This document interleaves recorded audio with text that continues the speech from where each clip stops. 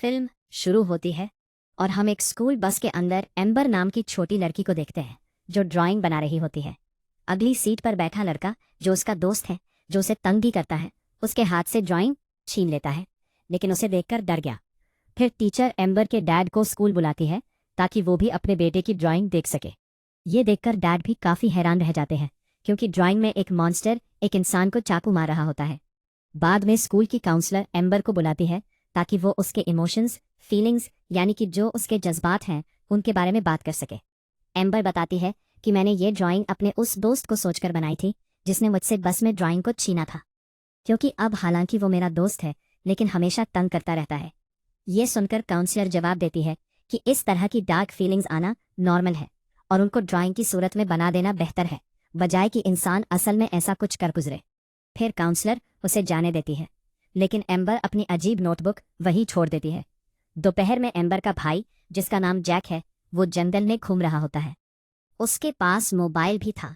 अचानक वह लड़खड़ाकर नीचे गिर गया, जिससे उसका फ़ोन तालाब में गिर जाता है। जैक किसी तरह उठकर मोबाइल निकाल लेता है, लेकिन स्क्रीन तोड़ चुकी। वो वापस जाने का फैसला करता है, लेकिन कुछ ही लम्हों बाद दिखता है कि मोबाइल बिल्कुल ठीक हो चुका है, जो देख वो काफ़ी हैरान रह गया। शाम को ये फैमिली मिलकर पिज्ज़ा एंजॉय कर रही थी। इस बीच हम जान पाते हैं कि उनकी मॉम की मौत हो गई। अब जैक अपनी बहन एम्बर को तंग करता है, जिस वजह से वो जैक की प्लेट को तोड़ देती है। इससे जैक को गुस्सा आया और वह उठकर वहां से चला जाता है। फिर रात को एम्बर अपनी नई नोटबुक में बहुत ही दिलचस्पी से ड्राइंग बना रही है। अगली सुबह जब वो बस में बैठती है तो उसे याद आया कि नोटबुक तो कमरे में रह गई है। वो अपने डैड को बुलाकर गिरती है, पापा मेरी नोटबुक कमरे में रह गई है, तो ज़रा लेकर आ जाइए। लेकिन वो कहते हैं कि आज छोड़ दो बेटा, कल ले लेना। तो एम्बर मान गई, लेकिन उनसे वादा करती है कि वो नोटबुक को देखेंगे नहीं। घर के अंदर डैड देख लेते हैं कि एम्बर ने अपनी नोटबुक में क्या बनाया था। यहाँ उसकी बहन यानी एम्बर की आंट आ गई और उसके अचानक आने की वजह से डैड डर जाते हैं। फिर दोनों बात करते हैं कि घर बेच देना चाहिए, लेकिन आंट जानती है कि एम्बर के डैड इस फैसले पर पक्के नहीं हैं। इसीलिए वो उनसे कहती है कि जब भी लोग घर देखने आए खरीदने के लिए, यानी कि बायर्स, तो तुम बाहर ही रहना और अगर उनके सामने आओ तो चुप रहना। डैड कार के अंदर होता है। उसके दिल में अभी भी नोटबुक को लेकर सोच, लेकिन वो उसे साइड पर रख देता है। कुछ देर बाद गलती से उसे कॉफ़ी गिर जाती है। वो जल्दी से साफ करने लगा और भागकर घर के अंदर आ जाता है। उसे परेशान देखकर उसकी बहन काफ़ी हैरान रह गई। डैड को वहाँ अपनी मरी हुई वाइफ की चीज़ों में से एक ड्रायर मिल जाता है, यानी चीज़ें सुखाने वाला। डैड उन चीज़ों को देखते हुए अपनी वाइफ की राख और हड्डियों तक पहुंच जाते हैं, जिसे इंसान के मरने के बाद खास बर्तन में रखा जाता है। फिर जब वो नोटबुक ड्रायर से सुखा रहे होते हैं तो गलती से वो नीचे गिर जाती है और इस दफ़ा उसकी सारी ड्राइंग स्केचेस वो देख लेते हैं। एम्बर घर वापस आती है स्कूल में फिर से मसला खड़ा करके। उसने अपने हाथों पर ड्राइंग टेंटिकल्स बनाए हुए थे। डैड उसे सख्ती से ऑर्डर देते हैं कि तुम अपना सारा ड्राइंग का सामान किसी को दे दो।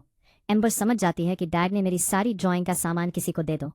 एम्बर समझ जाती है कि डैड ने मेरी सारी ड्राइंग और स्केचेस को देख लिया है, इसलिए गुस्से में वो कलर्स फेंक देती है और खुद को कमरे में बंद कर लेती है। इसी दरमियान जैक डस्टबिन से टूटा हुआ प्लेट ढूंढकर जंगल की तरफ चला जाता है।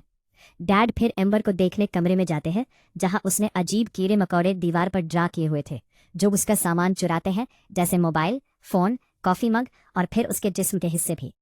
कुछ देर बाद डैड एम्बर के साथ घर से बाहर होते हैं क्योंकि उनकी बहन घर के अंदर बायर के साथ बिजी होती है। डैड एम्बर से कहते हैं कि तुम पहले बहुत खूबसूरत चीज़ें ड्रा करती थी। एम्बर जवाब देती है, लेकिन फिर भी आप हमेशा उन्हें फेंक दिया करती है। ये सुनकर डैड फौरन घर के अंदर गए और एक बॉक्स लेकर बाहर आते हैं जिसमें एम्बर की सारी ड्राइंग्स होती है जो उसने कभी अपने डैड के लिए बनाई। एम्बर ये देखकर समझ जाती है और डैड को अपनी नई खौफनाक ड्राइंग दिखाती है, जिससे वो थोड़ा घबरा गई। लेकिन फिर उसके पुराने ड्राइंग्स में से एक को निकालकर नोटबुक में चिपका देते हैं और कहते हैं कि तुम्हें अच्छी चीज़ें भी बुरी चीज़ों के साथ रखनी चाहिए।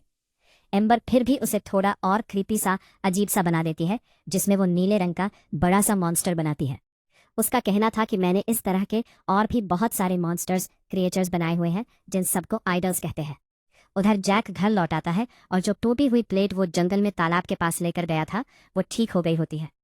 तभी उसके जहन में अजीब ख्याल आया कि अपनी माँ की राख तालाब में ले जाऊं।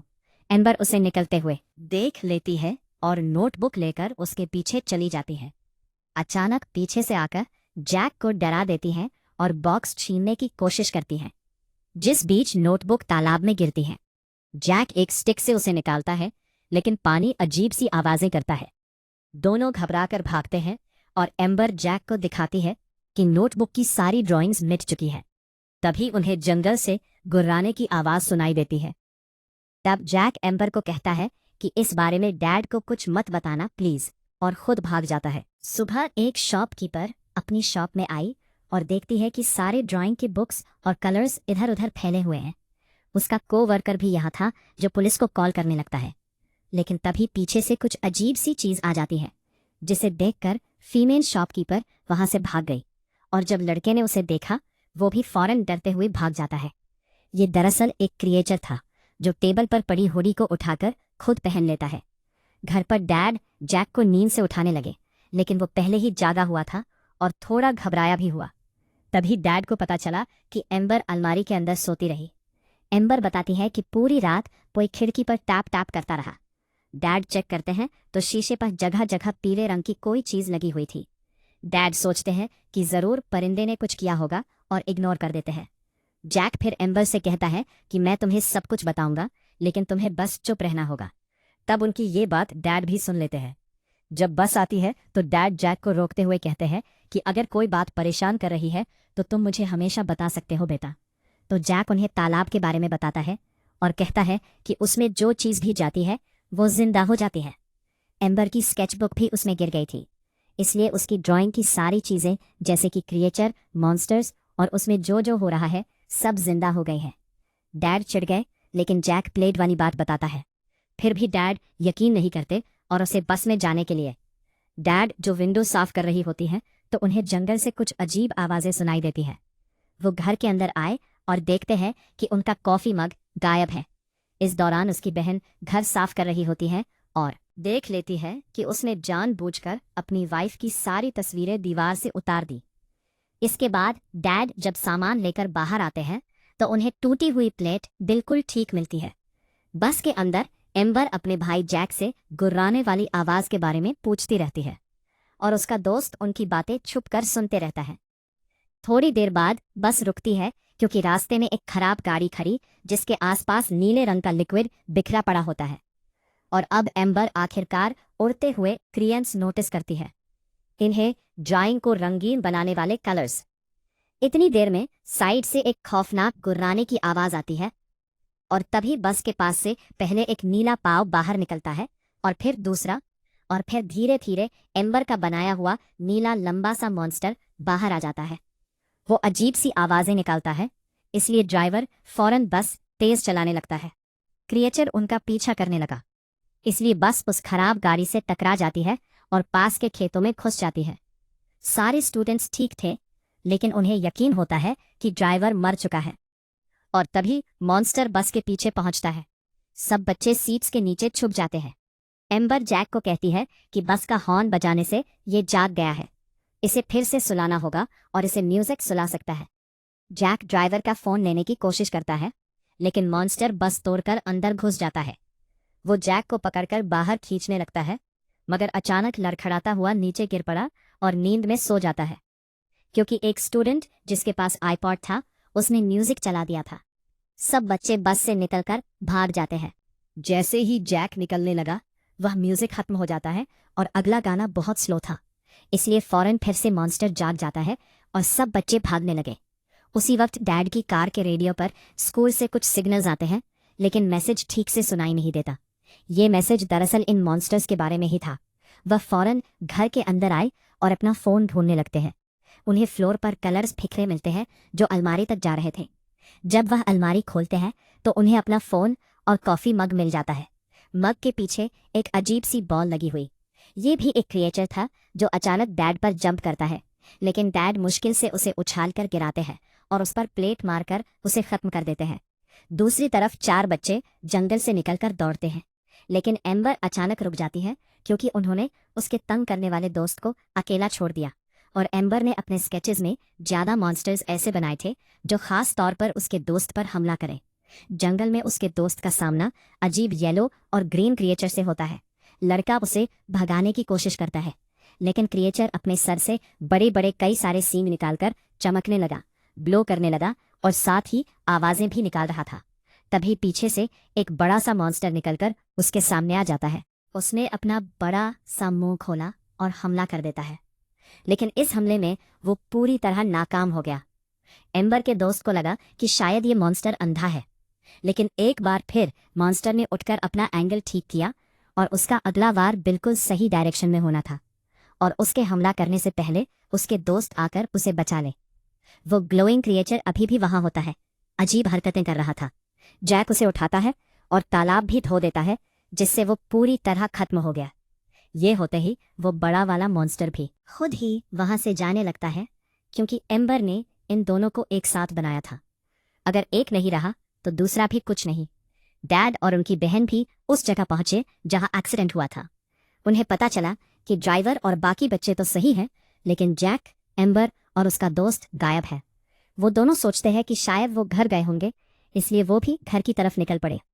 अब हुड्डी वाला मॉन्स्टर भी तालाब तक पहुंच जाता है, जहां उसके पास ड्राइंग का सारा सामान भी था, और अब वो खुद वहां बैठकर स्केचिंग करना शुरू कर देता है। रास्ते में डैड अपनी बहन को इन मॉन्स्टर्स यानी आइडल्स के बारे में बताते हैं, जैसा उनको एम्बर ने बताया था, लेकिन उनकी बहन का जाहिर है इस बात पर यकीन करना थोड़ा मुश्किल था। फिर रोड के बीच में एक बिल्ली अचानक से उनकी गाड़ी के सामने आ जाती है, इसलिए डैड ने गाड़ी को रोक दिया। वो जब उतर कर देखते हैं तो गाड़ी के नीचे कलर बिखरा पड़ा था। तभी वो एम्बर के ड्रॉ की हुई बिल्ली को भी देखते हैं, जो उनकी गाड़ी के ऊपर बैठी हुई है। डैड की बहन को लगा कि नॉर्मल बिल्ली है तो उसे पेट समझकर हाथ लगाने वाली होती है, पर अचानक बिल्ली इस फॉर्म में आ जाती है जिसमें उसको ड्रॉ किया गया था। अपने बड़े बड़े रंगीन पंख निकालकर उनके ऊपर भी कलर फेंक देती है, फिर चुपचाप साइड में जाकर बैठ जाती है। अचानक गाड़ी को जोर से दूर फेंक देती है और फिर जंगल में चली जाती है। बच्चे कलर्स निकालकर फैसला करते हैं कि मॉन्स्टर्स के खिलाफ लड़ने के लिए एक हथियार ड्रॉ करना होगा। वो फिर अजीब सा हथियार ड्रॉ करते हैं। उधर दोनों बहन भाई जब घर वापस आ रहे थे तो रास्ते में उनकी बहस होने लगती है। एम्बर कायंट उससे कहती है कि तुम कैसे उनकी माँ की यादों को मिटाने की कोशिश कर रहे हो। यही वजह थी कि एम्बर ऐसी क्रिएचर्स ड्रॉ करने लगी। इसी दौरान उनकी नज़र एक बहुत बड़े परिंदे पर पड़ती है जो वर पोस्ट पर बैठा होता है। दोनों काफी घबरा गए, फौरन घर की तरफ भागने लगते हैं।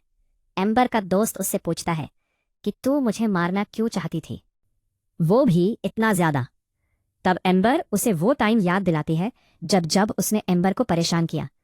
इस दौरान जैक ने हथियार दोबारा रेड ड्रॉ कर लिया होता है और ये तीनों मॉन्स्टर से लड़ने के लिए जरूरी चीजें इकट्ठा करते हैं।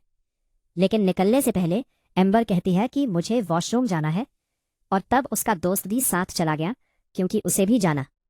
एम्बर अपने रूम के वॉशरूम में चली गई। उसका दोस्त बार बार उसके डोर पर नॉक करता है।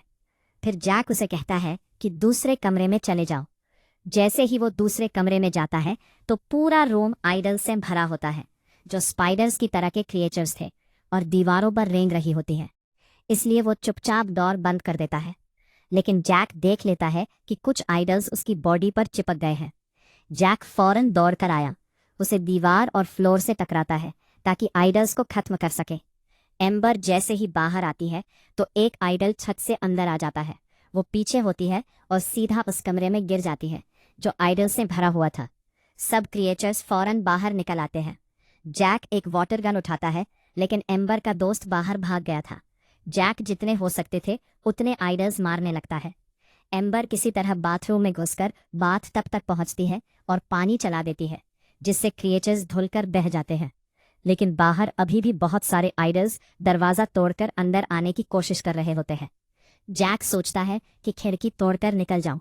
तभी एम्बर का दोस्त वापस आता है और पानी वाले टैप से उन्हें एक एक करके मारने लगता है। तीनों बाहर निकल कर आई और आइडल्स को एक एक करके खत्म करते हैं और एक कोने में बैठकर सुकून की सांस लेते हैं। उधर डैड और उनकी बहन घर के अंदर आते हैं। हर जगह लाल रंग फैला हुआ था, लेकिन बच्चे तब तक जंगल की तरफ निकल चुके होते हैं। अचानक एम्बर गिर जाती है और रोना शुरू कर देती है, जबकि जैक बार बार उसे उठने को कहता है। तब एम्बर गुस्से में कहती है कि तुम हमेशा मुझे परेशान करते रहते हो। एम्बर की आंट पुलिस को कॉल करती है और फिर से एम्बर की माँ का जिक्र करती है। वो कहती है कि असल में एम्बर सही है, जो अपने असली आइडल से भरा था। जज्बात छुपाने की बजाय उन्हें सामने ला रही है इन मॉन्स्टर क्रिएचर्स के रूप में। तभी उन्हें खिड़की पर टैप टैप की आवाज़ सुनाई देती है। जब वो चेक करते हैं तो देखते हैं कि ड्रा हुई बटरफ्लाई अपने पंख हिला रही है, और तभी बटरफ्लाई उड़ जाती है और वो उसका पीछा करने का फैसला करते हैं। जैक जंगल में अपने घर का बहुत सारा सामान देखता है जिस पर रंग लगा हुआ था, और ये सारा सामान आइडल्स चुरा कर लाए थे। ये वही सामान है जो गायब हो गया था। ये सारा कुछ एक स्वीट सी प्यारी सी पेंटिंग के पास रखा हुआ था, वो पेंटिंग जो एम्बर ने बचपन में बनाई। वहाँ जैक को एम्बर की और ड्राइंग्स मिलती है और वो तलवार वाली ड्राइंग उठाता है। आगे जाकर उसका सामना हुडी मॉन्स्टर से होता है, जो तालाब के किनारे बैठा हुआ अभी भी ड्राइंग बना रहा था। वो मॉन्स्टर एक और डेमन ड्रा करता है और उसे तालाब में गिरा देता है। जैक भी फैसला करता है कि मैं भी हथियार वाले ड्राइंग पानी में फेंक दूंगा, लेकिन क्रिएचर सामने आ जाता है, इसलिए जैक स्केच गिरा देता है। हुडी वाला मॉन्स्टर उस पेज को पकड़कर फाड़ देता है। इसी दौरान एम्बर का दोस्त अपना खुद का बनाया हुआ फ्लेम थ्रोअर, जो आग निकालता है, वो दिखाता है। वो फैसला करते हैं कि मॉन्स्टर को तालाब से दूर ले जाएंगे, और एम्बर का दोस्त उसका ध्यान भटकाने की कोशिश करता है। वो मॉन्स्टर पर हमला करने ही वाला था कि तभी अचानक और भी क्रीपी स्केचेस वाले मॉन्स्टर्स जिंदा होकर सामने आ जाते हैं। तब उसे वहां से भागना पड़ता है। वो एक टेंट के अंदर छुप जाता है। जो मॉन्स्टर एम्बर और जैक पर अटैक करता है तो जैक फ्लेम थ्रोअर चला देता है, लेकिन आयर्स टेंट के अंदर घुस आते हैं, हंगामा मचा देते हैं और मॉन्स्टर्स को अलर्ट कर देते हैं। एंड को खींचकर दूर फेंक देता है। वो एम्बर के दोस्त पर अटैक करने वाला होता है। तभी डैड और उसकी बहन वहां पहुंचकर उस क्रिएचर को मार देते हैं, और इस तरह एम्बर के दोस्त की जान बच जाती है। जैक मॉन्स्टर को रोके हुए थे, जबकि एम्बर कुछ ऐसा ड्रॉ करने लगती है जिससे उनका बचाव हो सके। लेकिन इस दफा पेन काम ही नहीं करता। मॉन्स्टर जैक पर काबू पा लेता है और अपनी लंबी जुबान से उसका गला घोटने की कोशिश करता है। नवंबर दिमाग लगाकर अपने टेंटिकल्स को जिंदा कर लेती है और मॉन्स्टर से कुछ देर तक लड़ती रहती है, लेकिन मॉन्स्टर किसी तरह उससे भी पकड़ लेता है। तभी जैक अपनी तलवार को जिंदा कर लेता है और एक ही बार में मॉन्स्टर को काट कर खत्म कर देता है। लेकिन वो हुडी मॉन्स्टर अभी भी जिंदा होता है और दोबारा उन पर अटैक कर देता है। और तब एम्बर का दोस्त अपना ग्लोइंग हथियार चलाकर मॉन्स्टर को उड़ा देता है। डैड भी वहां पहुंच गए। वो एक दूसरे की तरफ भागते हैं, लेकिन अचानक एक ड्रैगन एम्बर पर हमला कर देता है। फिर एम्बर अपने टेंटिकल्स का यूज करके ड्रैगन के टुकड़े टुकड़े कर देती है। वो अपने डैड के गले से लग जाती है और तभी उसकी सारी अच्छी ड्राइंग्स तालाब के अंदर जा गिरती है। अंदर जाते ही वो हिलने लगी और जिंदा हो जाती है। अब टाउन के सारे लोग अच्छी चीजों को आसमान में उड़ते हुए देखते हैं। जैक तालाब के सामने खड़ा होता है, अपनी माँ की राख तालाब में गिराने का फैसला करता है। डैड उसे रोकते हुए कहते हैं कि अपनी माँ को खोने का दुख तुम इतने टाइम से झेल रहे हो। सच तो यह है, गम को महसूस करना और बर्दाश्त करना बहुत जरूरी है। इससे इंसान बहादुर बनता है। मगर जैक ने बॉक्स तोड़ दिया था, जिसे राख और हड्डियां पानी में गिर चुकी होती है। लेकिन जब कुछ नहीं हुआ तो डैड उसे गले लगाकर कहते हैं, इट्स ओके बेटा, टेंशन ना लो, रिलैक्स रहो। मैं हूं ना, मैं तुम्हारा बाप भी हूं और माफी भी। एम्बर भी उन दोनों की साइड में शामिल हो जाती है, अपने टेंटिकल्स फैलाकर उनको कवर कर लेती है। फिर हम कुछ टाइम के बाद का सीन देखते हैं, जहां वो लोग अपने घर पर थे और अपनी नॉर्मल जिंदगी दोबारा शुरू करते हैं। टाउन भी धीरे धीरे नॉर्मल हो जाता है, जैसे कुछ हुआ ही ना हो। और इसी के साथ ये फिल्म इधर ही खत्म हो जाती है।